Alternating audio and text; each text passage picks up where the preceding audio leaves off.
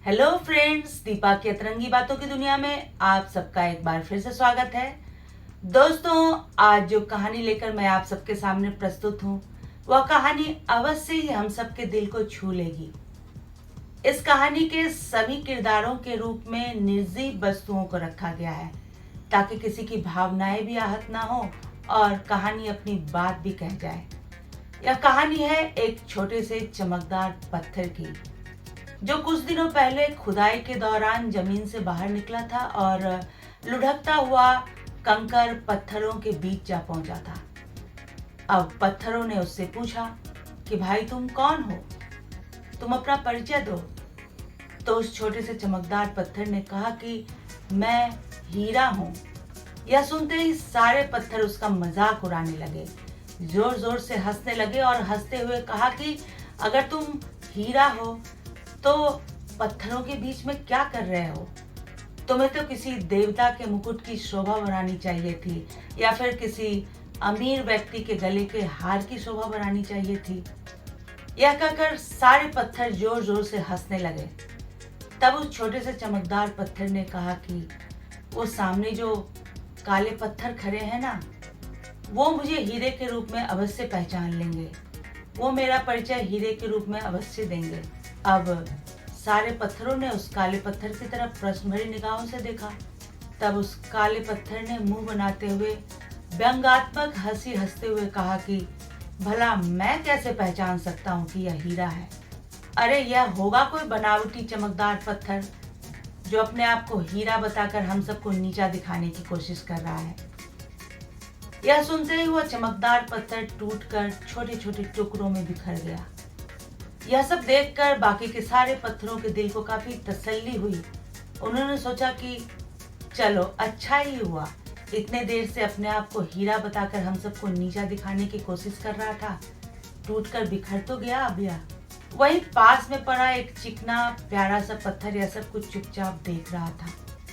वह लुढ़कता हुआ उस चमकीले पत्थर के टुकड़ों के पास गया और उसने पूछा कि इतनी देर से ये सारे पत्थर तुम्हारा मजाक उड़ा रहे थे, तब तो तुमने हंसते हुए इन सबका जवाब दिया, परंतु इस काले पत्थर ने जैसे ही तुम्हारा मजाक उड़ाया, तुम टूटकर बिखर क्यों गए? तब उस चमकदार पत्थर के टुकड़ों ने बताया कि यह काले पत्थर कोई और नहीं, कोयला है। ये मेरे पिता हैं, मैं इन्हीं का अंश हूँ। सैकड़ों साल पहले मैं जमीन के अंदर दब गया था और वहाँ भारी दबाव और तनाव का सामना करता रहा, और जब मैंने अपने आप को संभाला, जब मैंने अपने आप को शांत किया, तो मेरे आसपास के पत्थरों ने बताया कि मैं हीरा बन चुका हूँ। और उसके बाद की कहानी तो तुम जानते ही हो। खुदाई के दौरान मैं बाहर निकला और यहाँ आ पहुंचा। तब उस प्यारे से चिकने पत्थर ने कहा कि मुझे तुम्हारी बातों पे पूरा यकीन है, मुझे लगता है कि तुम हीरा ही हो। तुम अपने आप को अकेला मत समझना, मैं हूं तुम्हारे साथ। अब चूंकि वहां खुदाई चल ही रही थी तो वहां एक जौहरी को बुलाया गया ताकि वो जमीन के अंदर से निकलने वाले पत्थरों की पहचान कर सके। तो उस जौहरी की नजर उस चमकदार पत्थर के टुकड़ों पे पड़ी।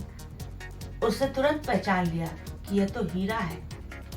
उसने चमकदार पत्थर के सारे टुकड़ों को बड़े ही संभाल कर उठा लिया और साथ ही उस चिकने और प्यारे से पत्थर को भी उठा लिया और शहर में ले जाकर उस प्यारे से चिकने पत्थर से देवी माँ की बड़ी ही खूबसूरत मूर्ति बनाई गई और उनके मुकुट में उन हीरों को सजाया गया।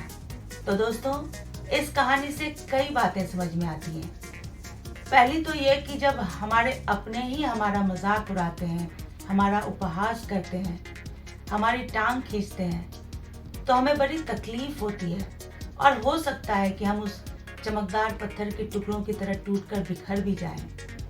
और दूसरी बात यह समझ में आती है कि अगर हमारे अंदर सच्ची काबिलियत है तो हो सकता है कि जीवन के किन्हीं कमजोर पलों में हम टूटकर बिखर भी जाएं, परंतु हम अपनी काबिलियत की वजह से हम फिर से अपनी पहचान बना सकते हैं। और तीसरी बात यह समझ में आती है कि अगर हम हीरे की संगति करेंगे, अर्थात अच्छे लोगों की संगति करेंगे, तो हमारी खुद की कीमत भी बढ़ जाएगी।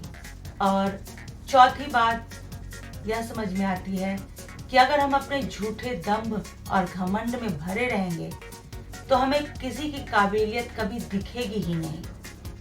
और पांचवी बात यह समझ में आती है कि हम चाहे कितने भी समझदार क्यों ना हो, अगर हम मूर्खों की टोली में हैं तो वहाँ हम अपने ज्ञान का प्रसार नहीं कर सकते हैं।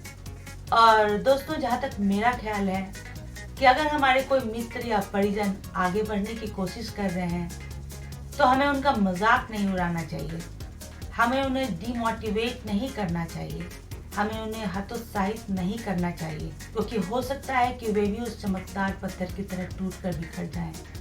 तो दोस्तों, सोच बदलिए, जिंदगी बदल जाएगी। ऐसी ही कुछ अन्य अतरंगी बातों के साथ मैं फिर से हाजिर होंगी। तब तक के लिए बाय बाय।